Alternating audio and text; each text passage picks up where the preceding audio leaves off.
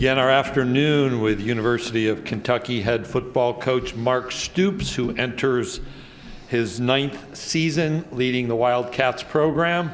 Kentucky has played in 5 consecutive bowl games, including 3 straight bowl victories, the last 2 particularly exciting, close games at the end of those bowl games. He's the first coach in school history to lead his team to 5 consecutive bowl games. 2018 SEC Coach of the Year after the Wildcats' 10-win season. Mark's a fan of country music and a friend of Toby Keith, and he and I share an early foundational element of our careers, which is house painting. He, during his high school time, me early in college, and then I was motivated to perform well academically. University of Kentucky head football coach Mark Stoops.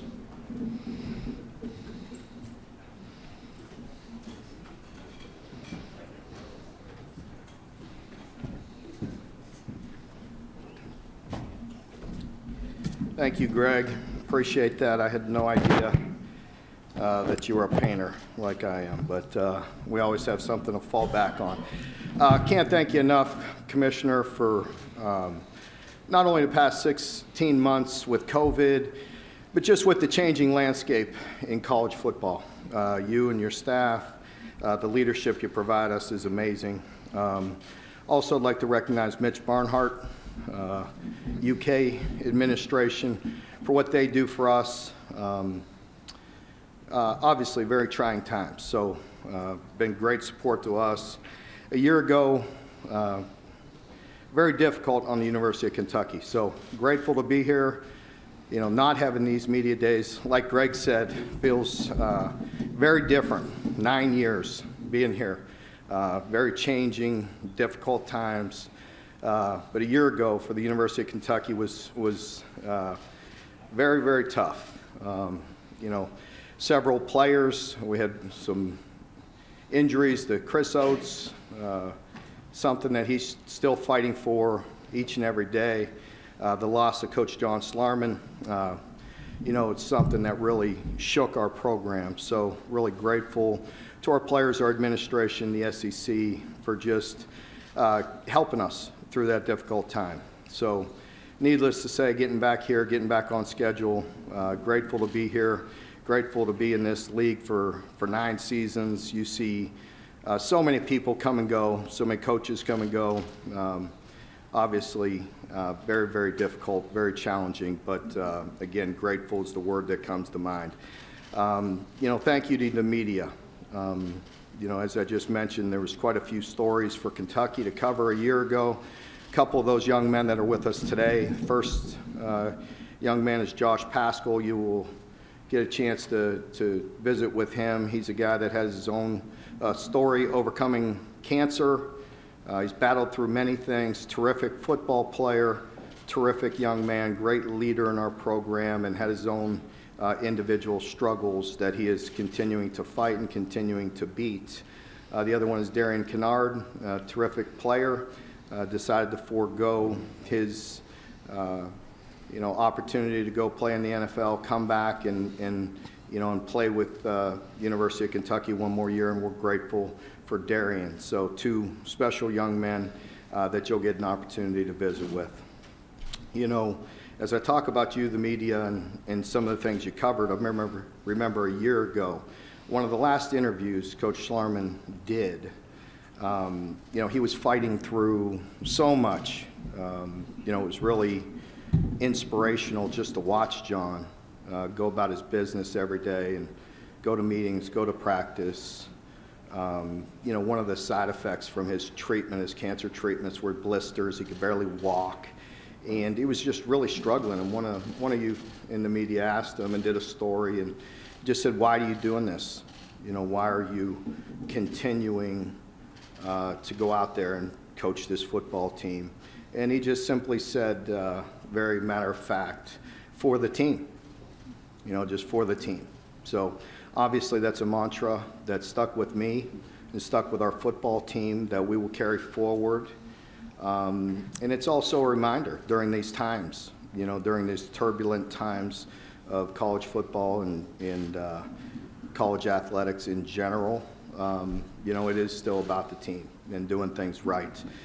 For me, you guys have heard me for years sit here and just pound it about the program, and building the program, and all the different things we do each and every year. And that's still the foundation. Build, select, develop, constantly talk about that, build a winning culture, hit our players over the head with a sledgehammer about a positive culture, selecting the right players. Our coaches always seem to do a great job to recruit the right players and select the right players for Kentucky. And then intentionally develop. That's what we do. We have to. We develop players from the moment they walk on their campus. Again, hit them over the head, and work with them each and every day to develop them in all areas of their life. And that's always our foundation. But there's always that point, to John's point, it is about the team. And in this changing times, you can kind of cherry pick some players, and it's a different time, it's a different age. As I just mentioned, 9 years, me standing here, very different. This year is very different, and with the transfer portal, all of us coaches that have come through here, we don't have all the answers to the portal. We don't have all the answers to name, image, and likeness, but we'll continue to do the best we can for the young people in our program. I feel like with that, we really did benefit our program this year. I felt like we added some players, we added some personnel that can help us, that can help continue to push our program forward. I really like the changes that I made in the coaching staff. I needed to. And offensive coordinator Liam Cohen coming in from the Rams, and hopefully continuing to push us forward and to give us the balance that I'm searching for. Defensively, Brad White, John Summerall continue to do a great job defensively, so I love our staff. I feel like we have a very good football team, a team that's worked exceptionally hard. Again, it's very nice for us to go back to doing the things that we do and spending time with each other during the summer. And, a year ago, all those things were taken away. This year, that's a big piece of our culture, is to spend time with each other. We do that every Wednesday. We have a speaker come in and educate our players on life, some form of their life, and then we go out back and have a cookout and spend time with each other. So it's been good. We're excited about the season and ready to get going. So with that, I guess I'll open it up for questions. Thank you, Coach Stoops. If you have a question, please raise your hand. Abby, Christian, or Catherine will bring a microphone. Again, if you'll state your name and affiliation, and it'll help identify us. Start over here on the left, Christian, with Parrish on the left-hand side. Parrish, Alford Daily Journal in Tupelo, Mississippi. Coach, what do you think Jaquez Jones brings to your team defensively? Well, it brings an experienced player. It's definitely an area where we got caught a little bit short, as I mentioned in the opening statement, about having the opportunity to fill some holes. With Chris Oates having the injury and being unable to play again this year, and with the early departure of Jamin Davis, left us a little bit thin. And then we had an injury in the spring. Season-ending injury in the spring, and another inside linebacker. And so with that, he brings a player with a lot of experience and leadership, and, we needed that at that position, so we're excited to have him. Coach, we're going to go right down in front of us, third row. Michael. Yeah, Michael Casagrande, AL.com. Just wondering, how did you approach the conversation with the team in terms of vaccinations and getting to that threshold? Yeah, we're just going to continue to educate our players and, try to reach that threshold. We have a ways to go, but I believe it's attainable. We want them to make the right decision for themselves. I'll let the experts come in and continue to educate them and talk to them about the benefits of it and possibly some of the negatives, and let them make each of them make their own decision. Coach, we'll go in the center section along the right aisle, about halfway back. Conor O'Gara, Saturday Down South. Was there a moment last year in which you realized that your offense needed to change?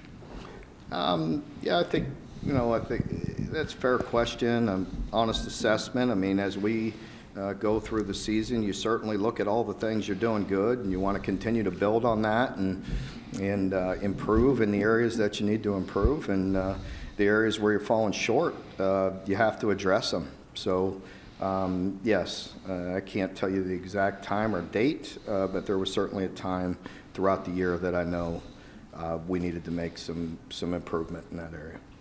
Coach, we'll go over to our left, about the third row. Yeah. There we go, second row.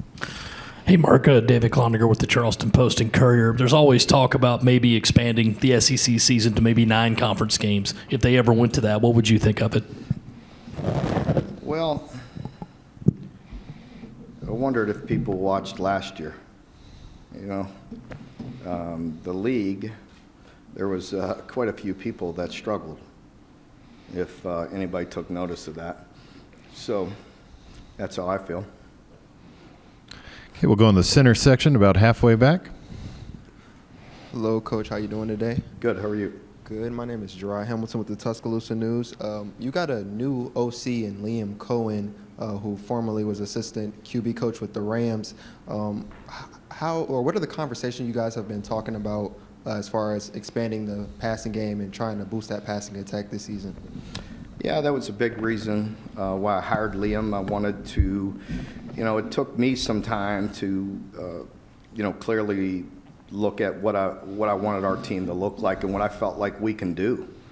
And, so I spent quite a bit of time, researching people and systems, and ultimately came down to Liam.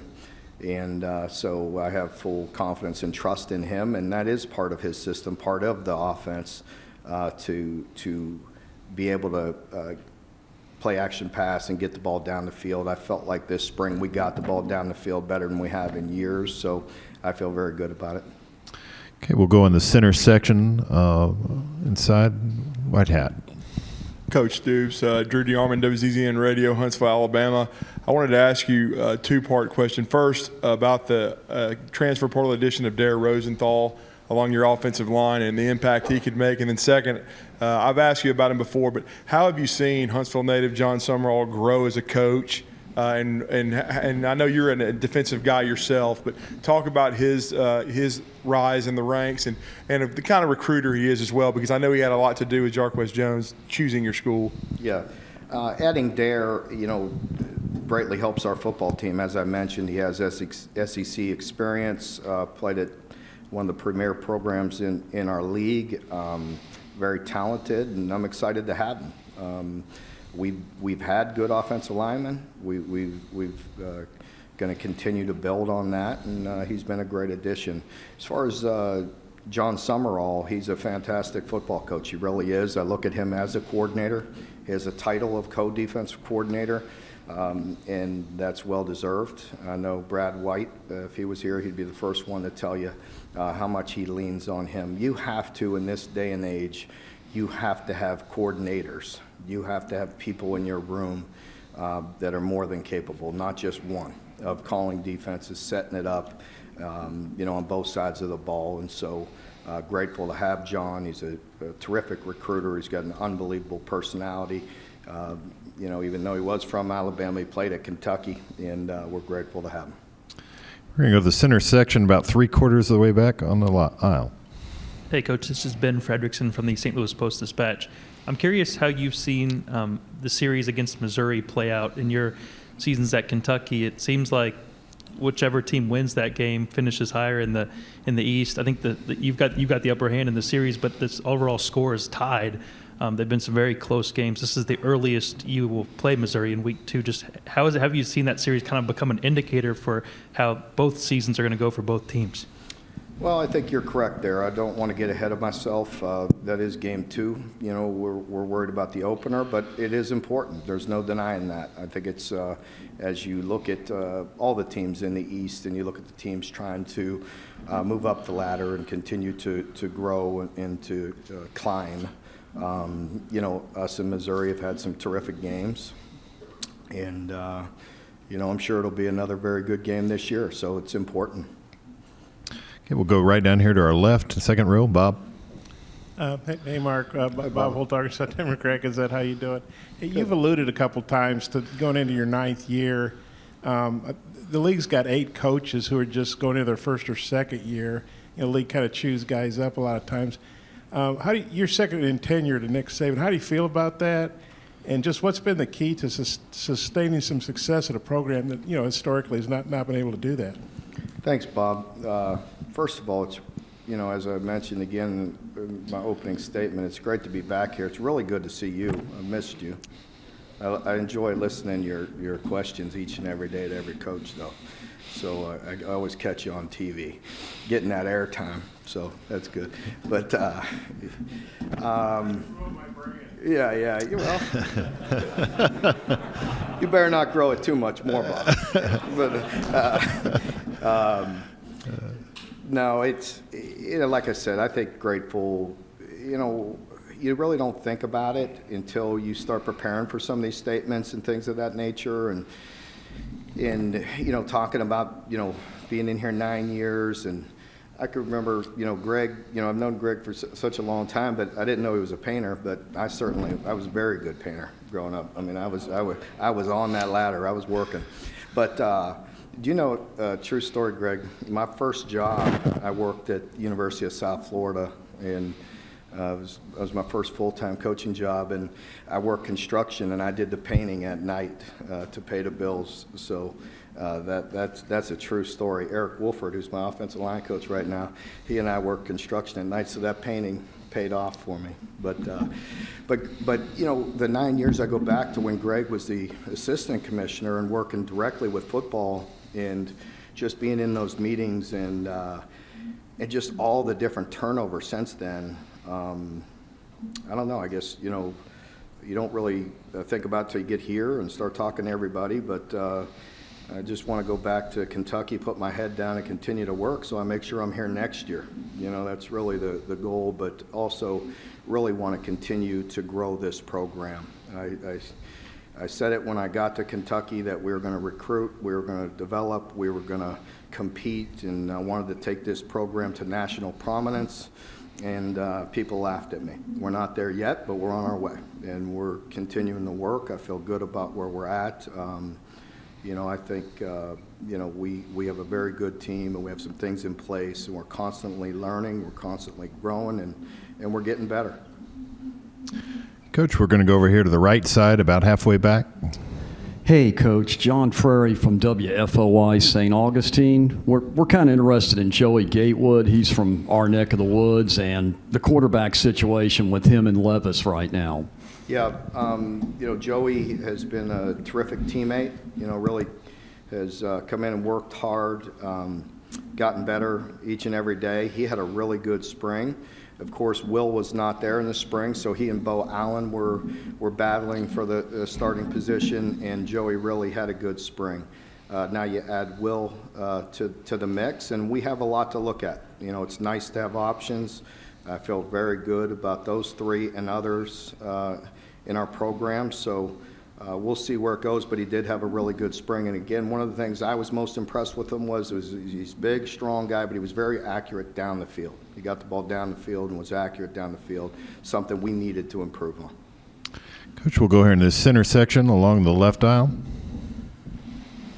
Hey, Mark. John Sokoloff with WCBI TV in Mississippi. I'm just curious, what do you kind of remember about when you faced Mississippi State last season? What kind of allowed you to have success about them? And what do you think about the Bulldogs heading into this year? Well, Mike's going to be successful. He's been successful everywhere he's been. He's tremendous talent, and I'm sure they'll be much improved in year two. So that's what you expect. You just expect a great challenge. It's never easy for us to go down there. We have to go on the road and play, so I'm sure it'll be a hostile environment, and it'll be a much improved football team. And Mike's been around again a long time. I've known Mike for a long time, and I'm sure he will be very successful. So we have a lot of games before that. So. Coach, we'll go over here to the left side, about midway back. Hey, Coach. Kate Thomas with WAFB TV in Baton Rouge. There's a famous Dr. Seuss quote. When something bad happens, it can either destroy you, define you, or strengthen you. With all the tragedy and adversity that your team has gone through, what can you gain from that and take into this next season? Oh, I think our team, I just credit our team with perseverance and strength, to continue to fight through that. There's no denying it was very difficult. It was difficult on everybody in here, every team. Everybody had adversity and things to deal with, and we were no different, but I greatly appreciate our football team. As I mentioned, when somebody asked me the question about 9 SEC games, well, there was 10 last year, and again, take a good hard look at what it did to half our league. And it could have been easy for our team to fold the tent, and they didn't do that. And so I have great respect for them and the coaches in our program, and so I think we learn to persevere and continue to fight through. Which we'll go over on the right-hand side near the. Hey, Mark, Adam, Kentucky Sports Radio. It's the era of the super senior, but on your defense, you have a lot of them. You talk about 3 senior safeties. Josh Paschall's been a playmaker in this league. DeAndre Square has played a lot. How much flexibility does it give you all in the defensive room? Maybe you all have more wiggle room to do some more complex stuff. And do you feel like that's a unit that's being slept on? Because yearly, here recently, you all have been in top of the half of the league when it comes to pretty much any statistical measure you're looking at. Well, appreciate you pointing that out. We've been, very, very good, very sound defensively. I do feel like there's some things we can do to play with some smaller personnel with the experience that we have.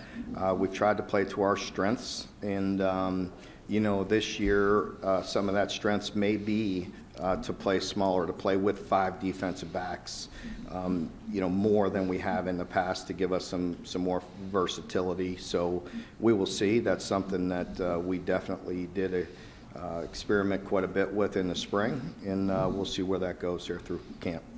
Okay, Coach, we'll stay over here on the right-hand side. Hey, Mark, Ivan Mazel with On3.com. Given the number of super seniors everywhere and seniors, how much do you expect the level of play to increase across the board? And as a coach, how do you expect to handle that? Yeah, I think that's a great point. We have 6 guys that I've never used that term, but it's a good term. Super seniors, I guess you're the guys that decided to come back, and we greatly appreciate having that experience. There's 6 guys that bring a wealth of experience. They've won a lot of football games. They've been to a lot of bowl games and had some success, and so hopefully they'll help us take it to another level and provide the leadership that we need. I feel like it's also a good time for us. It gives us great balance. Roster management is such a big deal now, with what's going on and again with the portal and all the transfers and different things. And I feel like we have good balance within our 6 classes now, which is very different. But that'll change each year. Coach, we'll go straight ahead of us, about midway back. Coach, 5 of the first 6 games are at home, and over the last 2 seasons at home, you guys have compiled a 9-4 record. How important is it to get off to a fast start in these home games? Well, I think it's always important. To be quite honest, I really don't even look that far ahead as far as who's at home, who's away, and all that. We're just really concentrating on our opponents and getting ready for each game. But as I mentioned earlier, every game is so important. We're only guaranteed 12, so we got to make the most of it. And I think we all understand the fine line in this conference with the close games and the difference between winning one and losing one is very important. We have time for one more question. If anyone has a question, raise your hand.